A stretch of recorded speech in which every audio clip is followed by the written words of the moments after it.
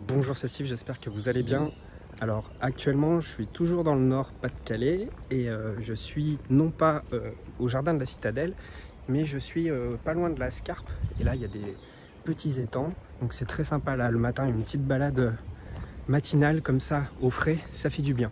Alors on reste dans la même thématique et on va voir comment passer beaucoup plus facilement de la théorie à la pratique, c'est-à-dire comment trouver un état de flow beaucoup plus facilement. Vous êtes nombreux à me témoigner que vous êtes ouverts, en tout cas vous arrivez facilement à accumuler de l'information, tous les conseils que je donne sur cette chaîne depuis plus de 2 ans et demi, et malgré tout vous avez quand même du mal à les implémenter. Les implémenter, c'est-à-dire les réaliser dans la matière, à mettre en action tous ces conseils. Alors votre principal ennemi dans tout ça, je ne vais rien vous apprendre, mais votre principal ennemi c'est votre mental. C'est votre mental parce que lorsque vous êtes dans cette démarche de prendre constamment des notes, d'accumuler de l'information, vous allez garder tout ça dans votre tête. Et vous allez vous faire un cheminement dans votre tête, un cheminement mental, pour pas dire un film. Et ce film va vous donner l'illusion d'avancer, de travailler. C'est quelque part ce qu'on appelle la procrastination, parce que pendant que vous accumulez de l'information, pendant que vous rajoutez des détails, pendant que vous complexifiez le process, vous augmentez votre barrière d'exigence. Ce qui rend l'action beaucoup plus difficile. Et oui, c'est pas étonnant, parce que plus vous allez attendre, plus vous allez réfléchir. Je dis pas que c'est pas bien de pas réfléchir, mais lorsque vous êtes dans cette optique-là, vous n'êtes pas vraiment dans une optique de maturation, vous êtes dans une optique de complexification.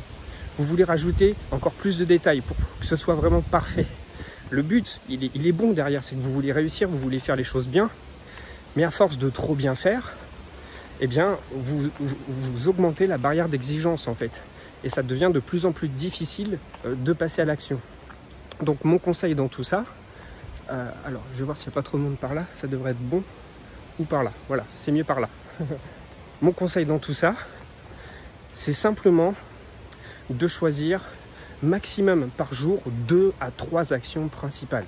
2 à 3 actions qui sont vraiment vos priorités. Et vraiment d'en faire des priorités.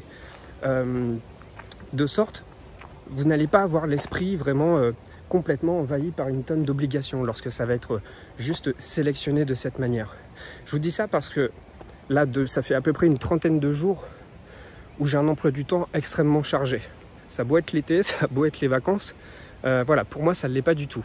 Depuis que je suis revenu de Bretagne, j'ai plein de choses différentes à faire. Et c'est ça qui est vraiment hyper fatigant.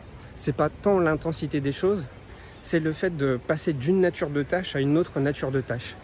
Je suis revenu ici dans le Nord fin juin, je devais créer une nouvelle formation, continuer mes coachings, continuer les vidéos sur YouTube, l'emailing, tout ce que comportent les vidéos hein, avec le montage et tout ça. J'en ai parlé dans le live mardi. Et en fait, ça déjà, ça c'est mon travail quotidien. Et à côté de ça, j'ai mis mon appartement en vente. Ce qui m'a demandé de faire des petits travaux, ce qui m'a demandé d'acheter des petits objets de décoration. Je déteste faire les magasins, donc ça m'a demandé pas mal de temps et pas mal d'énergie, en plus de tout le travail que j'ai à faire.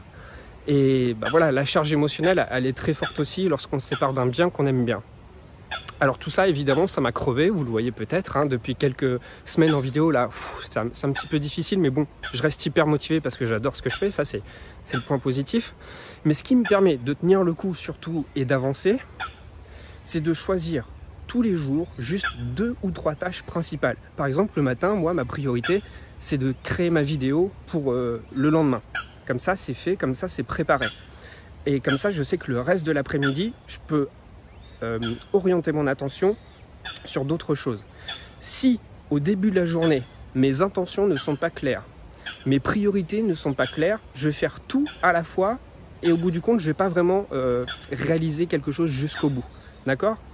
Vous connaissez l'expression, le mieux est l'ennemi du bien. Donc n'essayez pas de faire mieux, n'essayez pas d'être dans la perfection, simplement essayez de faire juste les choses bien. Donc mieux vaut peu de choses très bien faites plutôt que plein de choses où on essaie de viser une certaine forme de perfection. Alors simplement, 2 à 3 grandes priorités par jour. Et vous pouvez utiliser cette période estivale là pour vous entraîner, parce que peut-être que vous avez un emploi du temps beaucoup plus allégé, peut-être que ça va être beaucoup plus facile pour vous de vous entraîner parce qu'il y a peut-être moins la pression au travail, vous êtes peut-être sorti du rythme annuel où vraiment il faut se lever tôt, il faut aller au travail, il faut récupérer les enfants à l'école. Là, vous avez peut-être un cadre beaucoup plus souple. Donc, entraînez-vous juste à choisir 2-3 priorités et à vous y tenir. Et pas les faire en même temps, ces 3 priorités. C'est juste, parmi ces 3 priorités, vous en choisissez une qui est vraiment déterminante. Vous pouvez vous dire, si simplement je réalise une de ces priorités, eh bien, si les 2 autres passent à la trappe, c'est pas si grave parce que j'ai vraiment fait ce qu'il y avait d'essentiel aujourd'hui pour moi dans la journée. Vous choisissez ces 3 priorités, vous les faites, vous les réalisez une à une, d'accord, indépendamment les unes des autres. Vous accordez un temps spécifique dans la journée pour les réaliser.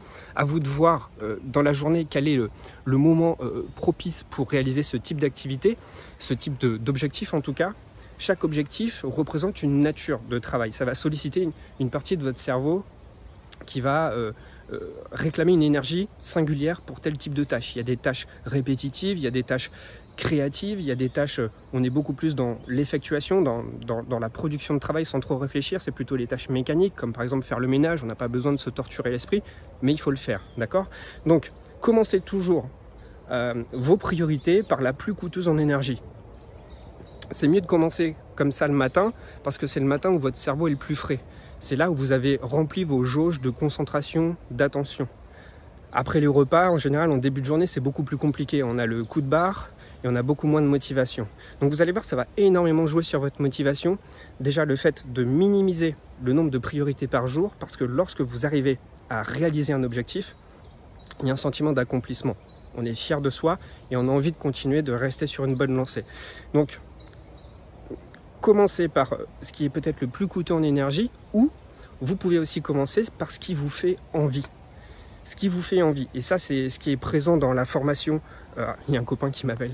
C'est ce qui est présent dans la formation Mini Habitude Maxi Impact, c'est de toujours commencer une action, en tout cas un ensemble d'actions par ce qu'il y a de plus facile pour vous. Parce que ça va vous mettre dans le flow. Ça va vous mettre dans une bonne énergie et vous aurez cette sensation de réussite. Et très souvent, lorsque par exemple il s'agit de courir, il faut mettre des déclencheurs positifs, de sorte à ce que ce ne soit pas une corvée d'aller chercher votre survêt, vos chaussures, votre bouteille d'eau. Par exemple, tout doit être prêt devant votre porte d'entrée. Si vous vous donnez cet été le défi de reprendre une activité sportive, vous devez vous faciliter la tâche. C'est-à-dire que devant votre porte, il y a votre jogging, votre short, votre t-shirt, vos baskets, votre bouteille d'eau, tout est prêt. Vous avez juste à les enfiler et hop, à partir de chez vous. Donc c'est un petit peu quelque part un aménagement de votre emploi du temps. Voilà. Donc, grosso modo, là, pour retenir l'ensemble de l'information de cette vidéo, le principal, c'est d'alléger le plus possible, de simplifier le process dans votre journée. Plus c'est simple, plus vous allez y arriver et plus ça va être plaisant à mettre en place. Je peux comprendre que dans votre fonctionnement, votre mental a toujours envie de rajouter des choses. Votre mental a toujours envie de rajouter des barrières. Enfin, pas des barrières, mais en tout cas des détails qui vont rajouter toujours plus de perfection. Parce que vous voulez que les choses soient bien. Mais mieux vaut faire les choses correctement, sans viser la perfection, plutôt que chercher à faire des choses limite impossibles, quoi. Et ça va vous permettre de tenir dans la régularité, dans le temps. Je vous donne juste un autre exemple issu de mon fonctionnement. Si j'accordais trop de temps à faire du montage dans les vidéos, à mettre des effets spéciaux, à mettre des bannières, à faire des trucs qui clignotent de partout, à choisir toujours le bon angle, la bonne lumière, en fait, je m'en sortirai jamais. Les vidéos, c'est la matière première de mon travail. Du coup, si j'y accorde trop de perfection, je vais jamais tenir dans le temps. Et comme pour moi, c'est ma manière de fonctionner de manière régulière, j'en fais 3 par semaine, je suis obligé de baisser ma barrière d'exigence, ce qui me permet malgré tout de faire du contenu qui, je pense, est censé et en faire régulièrement. D'accord ? Donc voilà, vous avez toutes les informations. Si vous souhaitez travailler sur vous cet été, si vous souhaitez avoir un rapport privilégié avec moi, je vais peut-être un petit peu sortir, je dis pas à la place des formations parce que je vais continuer à en faire, j'adore ça. Mais moi j'ai envie vraiment de vous rencontrer en présentiel. Donc je vais organiser des journées immersives. Alors les modalités, elles vont être à réfléchir au cas par cas. J'ai pas envie de faire d'annonce générale. En fonction du lieu où vous habitez, eh bien, soit vous allez vous déplacer pour venir me voir, ou soit je vais me déplacer pour venir vous voir, parce que j'ai aussi un petit itinéraire cet été pour... voilà, je vadrouille toujours, hein, pas plus l'été que le reste de l'année. Toute l'année je vadrouille. Donc si vous souhaitez qu'on se voit, il y a un lien ici dans la description de la vidéo. Je vous pose quelques questions pour connaître votre problématique. Et à l'issue de la problématique que vous souhaitez résoudre avec moi, je vous demande simplement vos coordonnées et comme ça je vous appelle et on va discuter ensemble. C'est un appel qui est complètement gratuit, ça dure 20 minutes, une demi-heure à peu près. On va faire le bilan ensemble et voir si cette journée immersive vous convient. Alors en gros ça se passe comment? C'est une journée immersive de 8 heures à peu près. Excusez-moi, mes allergies. C'est une journée immersive de 8 heures où je m'occupe de tout, je vous prends en main de A à Z. Et on va travailler ensemble sur une problématique.